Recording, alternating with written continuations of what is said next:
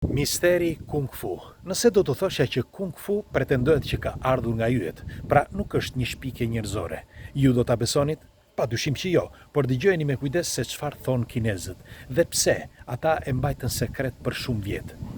Duhet të dini që Kung Fu, që padyshim shumë prej jush e njohin si art i dy luftimit, ishte sekret derisa e bëri të famshëm Bruce Lee. Sepse përpara Bruce Lee's, shumë kinez mundoheshin që mos ta bënin publik. Në fakt, kjo mendohet ose pretendohet që u eliminua pikërisht nga kjo Bruce Lee, që ai tregoi artin më të vjetër kinez. Po sa i vjetër është Kung Fu? Dhe nga kush erdhi, nëse erdhi nga yjet? Tani dëgjoni një nga historitë më të çuditshme, por më misterioze të Kinës, që flitet shumë pak, madje as pak për të. Si gjithmonë kush është rastisht nëse nuk e keni brende, lidhuni me këtë faqe që të shihemi sërish dhe faleminderit që jemi për bashk.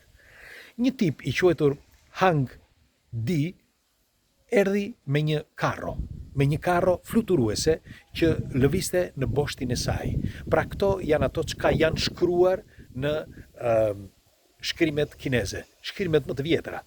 Dhe ai ka mbritur në tokë në vitin 2597. Pra është shkruar eksaktësisht kështu, në vitin 2597. Dhe ai mbretëroi, sepse mori fronin dhe mbretëroi për 100 vjet. Kjo është historia e dokumentuar në sanskritishtën nga kinezët. Dhe ky Hang Di ishte një qenie, si thuhet, i ardhur nga një botë tjetër dhe u mësoi kinezëve atë çka njohun më vonë. Sepse të gjitha diturit që ata morën, i morën pikërisht nga aty. Pra 2500 vite para erës son, po flasim. Dhe pyetja është, çfarë ishte ky dhe kush ishte? Në fakt, në shkrimet aty të Kinës është shkruar që ai erdhi me 6 shok dhe një grua, që sipas gjasave ishte gruaja e tij. Dhe ai u proklamua perandor. Pra ai nga zeroja erdhi aty dhe tha, nga sot unë jam perandor. Në atë kohë në Kinë nuk jetonin si mendohet për shembull që jetonin mirë, kishin shtëpi etj etj, por jetonin në përguva ashtu siç në vendet e tjera. Dhe çudia ishte që në atë periudhë lulëzoi çdo gjë. Pra pas vitit 2600 e ca, lulëzoi çdo gjë, sepse për 100 vjet, si thash, ky bëri që, pra ky perandor, ky Hang Di, bëri që të lulëzonte Kina. Në fakt atë e quhenin ndryshe edhe Gongsum Xuanyam, që do të thotë fjalë për fjalë do të thotë ai me karron e madhe. Në fakt, që është e vërteta, tregohet për këtë karro fluturuese që xhironte në boshtin e saj. Dhe çuditërisht, ai ishte me të njëjtat paraqitje si edhe kinezët, pra forma e kinezëve. Dhe në për tekstet e tyre është shkruar që ishte ai që u dha gjenetikën, pra ai që u dha që i lindi. Ishte ai që formoi, pra Kinën ose kinezët. Ai që lindi kinezët, me pak fjalë. Si thuhet edhe në tekstet antike të gjitha kulturave, që Zoti e krijoi njeriun sipas shembullores së tij. Dhe kjo është në të gjitha kulturat. Dhe në kulturën kineze është e zezmi të bardhë ku ky Hang Di erdhi me këtë karro fluturuese me 6 luftëtarë dhe një grua, që ndoshta ishte gruaja e tij, dhe u mësoi njerëzve shkrim dhe këndim. U mësoi se si të kultivonin arat, u mësoi se si të lexonin horoskopin, se si të studionin yjet, se si të kultivonin me drithra, që ishte shumë e vështirë në atë kohë, bile u mësoi edhe artin e të luftuarit. Pra art që më vonë rezultoi një nga artet më komplekse dhe më efikas, për shembull Kung Fu, sepse ai mësoi edhe gjëra të tjera, për shembull mësoi edhe Qing, nuk e di si quhet, por kështu quhet Qing, që është orakulli. Pra, që ishte shumë e rëndësishme për të paktën kështu thuhet, që ishte shumë e rëndësishme, megjithatë ai ndeti për 100 vjet, sepse kështu kishte thënë që kur erdhi, unë do të qëndroj këtu për 100 vjet dhe pastaj u largua edhe një herë me një karro fluturuese. Pra, kjo është shkruar në tekstet antike kineze. Dhe pyetja ime është, nëse ky Hang Di ishte një qenie që vinte nga një botë tjetër, atëherë pse mos të mendojmë që edhe nëpër kulturat e tjera, pra nëpër kontinentet e tjera, ndodhi e njëjta gjë. Pra, ne ç'është e vërteta i kemi në shkrimet antike, që të gjitha, këto që thuhet edhe në Kinë. Mirë po, disa prej këtyre shkrimeve janë shkëputur, janë hequr. Për shembull, edhe në Biblën e lashtë, pra të vjetrën, janë shkëputur disa gjëra që ishin thelbësore, duke pretenduar që këto janë vetëm teori konspirative, por më vonë u zbulua që disa prej tyre ishin të vërteta.